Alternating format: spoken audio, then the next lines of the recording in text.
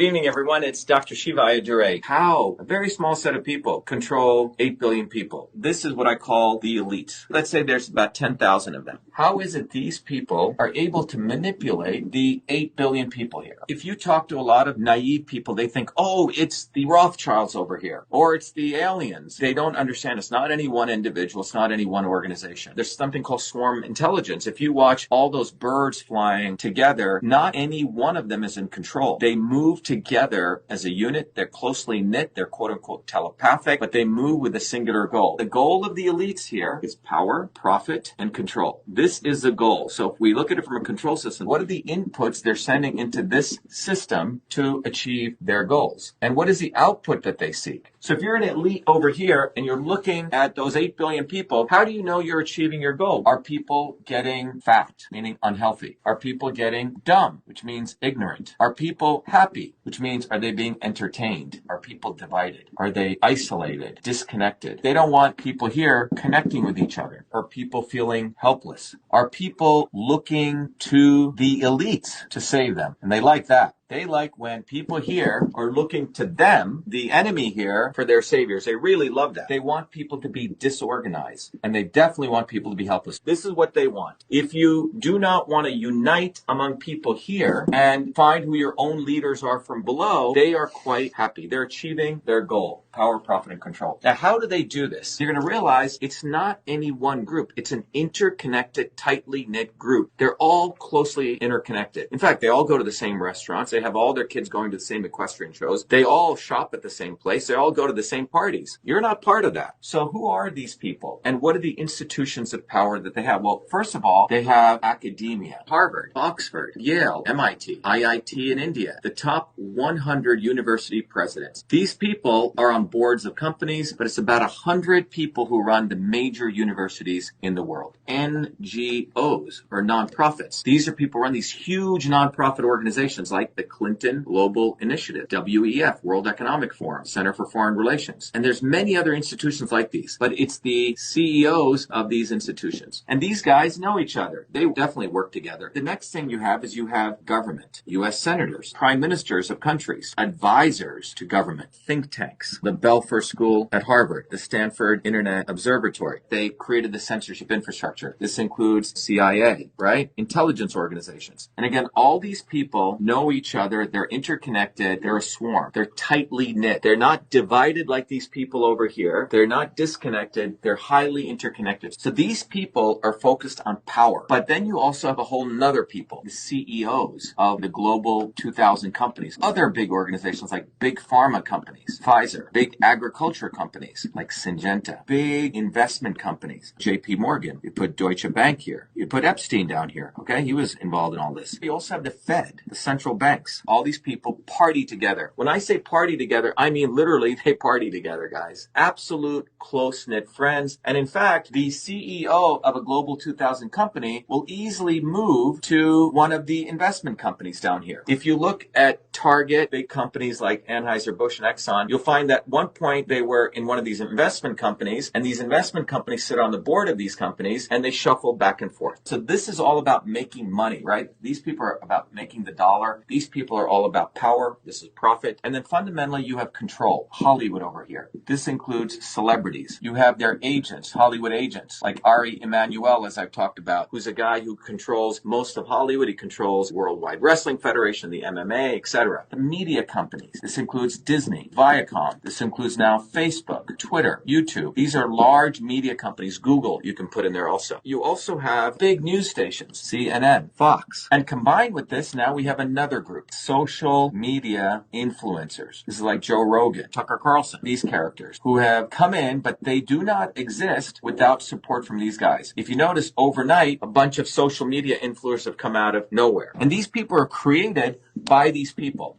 So when you look at this, the academics, the NGOs, the government, the think tanks, the investment companies, the Fed, the big pharma, the CEOs, the Hollywood celebrities, media, social media influencers, and the news companies, and you can even take the top 10 of each one of these, they all know each other, everyone. And in order to manipulate these people, they need front men to manipulate these people with policies. Because what comes out are policies. These are the inputs they put into the system, propaganda. They feed these people purposely, people who they tell them are are going to save them, like the Elon Musks or Trump or the Kennedys. Now, who are the people part of the swarm that does that?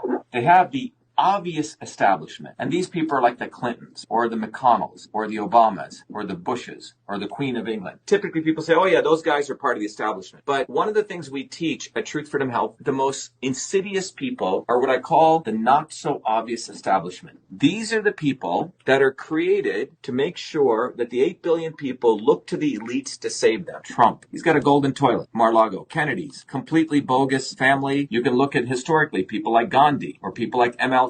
These people all came and were endorsed by the swarm. These people do not exist. They live in Malibu. They live in the places of the elites. And these people are the ones that are used to send the inputs of this controller. In system science, these are the controllers. These are the people controlling the inputs that go in. And remember, their goal is to make sure people are in the state of division, disconnection, and helplessness, particularly. They're observing all this. They have their sensors. And one of the features that they notice is that as long as people are in dysfunction and diseased mentally, physically, emotionally, they're happy. Well, what are those diseases these days? We see obesity. We see endocrine disruption, men with low testosterone, and people questioning their sexuality. We also see people with cancer. The world's population's life expectancy is going down. The United States is going this way, and this is from 1980 to 2020. They like this. This is life expectancy. In fact, when they see dysfunction, you know what they do? They put another input in, which is normalize the dysfunction. Eat sugars and high fructose food. Well, over here, people have been literally getting fat. It's led to obesity. Or they've been putting in foods that are affecting people's gut microbiome. This is what I call from policy to biology. People are getting worse and worse. They're actually making more money because the obesity now creates obesity drugs. The endocrine disruptors, let's talk about this. This will really explain what's going on with Bud Light. About 20 years ago, there was research done at the universities that clearly showed the use of restricted use pesticides like atrazine and other chemicals in the atmosphere actually cause endocrine disruption, which could reduce male testosterone, which could also affect mammals where the sex organs can change. And this was done by the work of Tyrone Hayes. So if you're over here at a university and you find out one of your researchers discovered that, and you are playing golf with people over here at Syngenta is the one who produced atrazine, they're going to say, hey man, we don't want this research coming out, because you have to understand something. The investment community here is investing in all of these companies. So if you're one of these large investment companies, you're moving trillions of dollars. $600 trillion,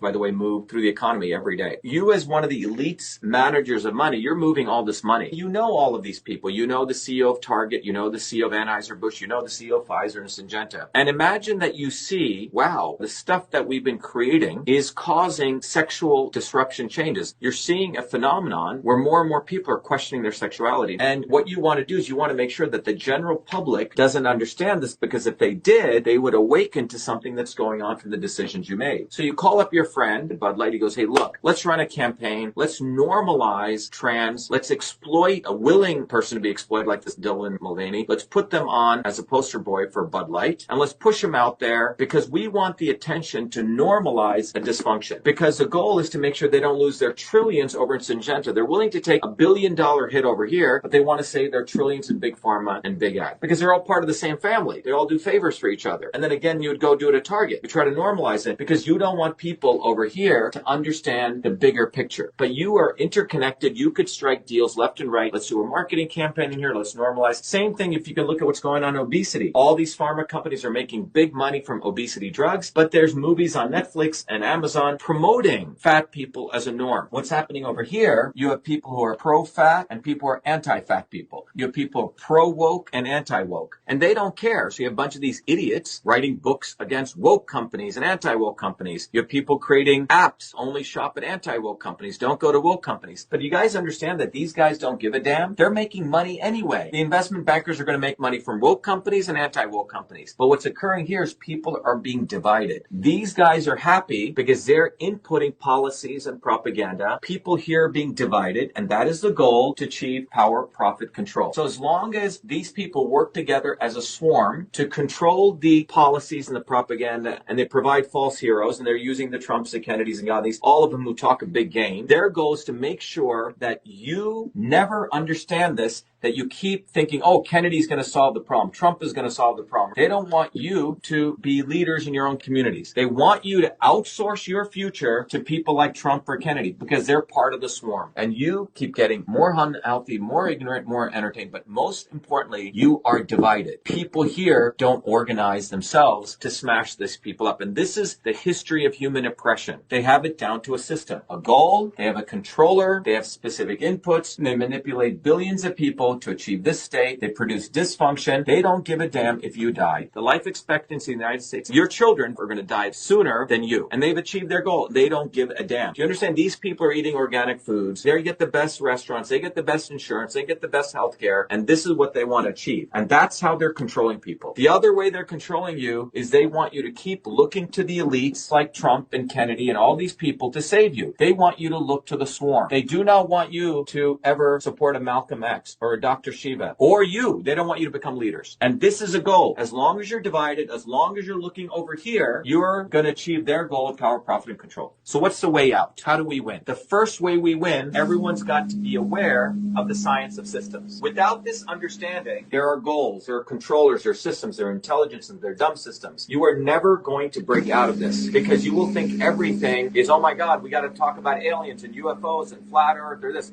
All those may be interesting topics, but they don't come down to the fundamentals of understanding this. And the only way out of this is people here have got to understand the principles of system science.